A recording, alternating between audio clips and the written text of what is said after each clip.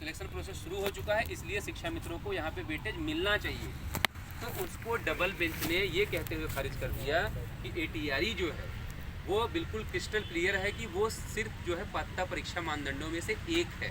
तो वहाँ पे आप वेटेज की मांग नहीं कर सकते जब तक चयन की प्रक्रिया शुरू ना हो जाए। तो हमने कहा यहाँ बात नहीं रुकी, शिक्षा मित्रों ने उसको ऊपर जाके सुप्रीम कोर्ट में चैलेंज किया और सुप्रीम कोर्ट ने भी राम शरण मौर्य का आदेश देते हुए उस पर ये अपना ओपिनियन दिया है कि ATRE जो है वो सिर्फ पात्रता परीक्षा है और वहाँ पे कोई रिलैक्सेशन जो दिया गया है उसको रिजर्वेशन नहीं माना जा सकता या कोई ये नहीं कह सकता कि हमको यहाँ पे वेटेज मिलना चाहिए।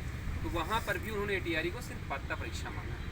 तो आप सिंगल बेंच में हमने शुरुआत में इस बात को कह दिया कि हम लोग सर इन लोगों को समझाते रह गए DG साहब को और सचिव की तरफ इशारा करके कि अगर आप ATRE पे मजबूत पैरवी नहीं करेंगे तो ये मुकदमा फंस जाएगा।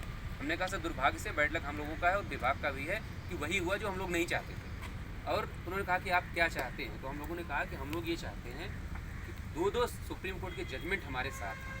एक राजस्थान का विकास संस्था का जजमेंट है जिसकी एक एक लाइन हम लोगों ने अंडरलाइन करके उनको खुद भी पढ़ा। हमने कहा कि सर एक बार आप 2 मिनट का समय लेके पढ़ लीजिए। उन्होंने पूरा ऑर्डर पढ़ा है प्रमुख सचिव साहब ने, तो उसमें क्लियर लिखा हुआ है कि अगर एक ही परीक्षा में अगर कुछ प्रतिशत अंक सभी वर्ग के अभ्यर्थियों के अगर जोड़े जा रहे हैं तो सेम लेवल प्लेइंग को जो है मेंटेन माना जाएगा। ये नहीं माना जाएगा किसी को विशेष कोई लाभ दिया गया। यानी हमने उसमें उदाहरण भी कोर्ट ने सुप्रीम कोर्ट ने अपने ऑब्जर्वेशन में उदाहरण दिया है कि मान लीजिए A और B 2 कैंडिडेट हैं, A जनरल के हैं, B रिजर्व कैटेगरी के हैं। अगर दोनों लोगों ने सेम क्राइटेरिया में अगर 20% दोनों का जुड़ा है और मेरे 90 हैं या उनके 97 हैं तो उनका 97 का वेटेज है, नुकसान नहीं। इन सब बातों को समझाया गया जिसको उन्होंने सुना समझा और लास्ट में उन्होंने ये कहा कि इस पर जो आप लोग बना के हमको दे सकते हैं ऑन पेपर, विधिक राय लेके अपने वकीलों से एक बढ़िया बना के हमको दीजिए।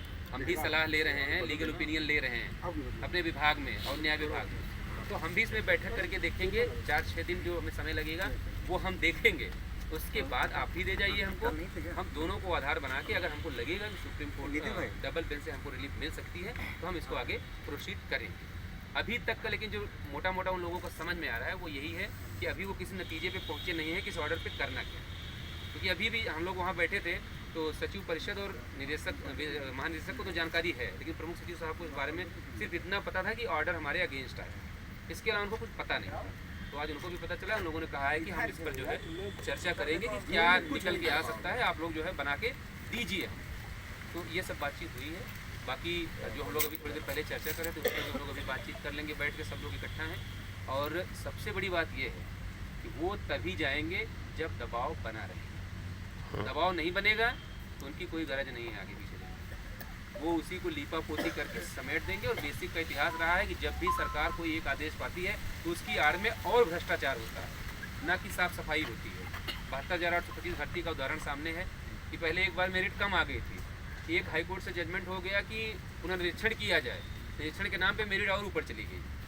तो यानी जिनकी काउंसलिंग हो गई थी, जिनके डॉक्यूमेंट जमा भी हो गए, जो कोई होगा उसमें तो जानता होगा, जिनके डॉक्यूमेंट जमा हो गए थे बाद में उनके वापस आ गए, भैया मेरिट और ऊपर चले गए, आप वापस ले लीजिए डॉक्यूमेंट। हाँ ऐसे हो गया उसमें।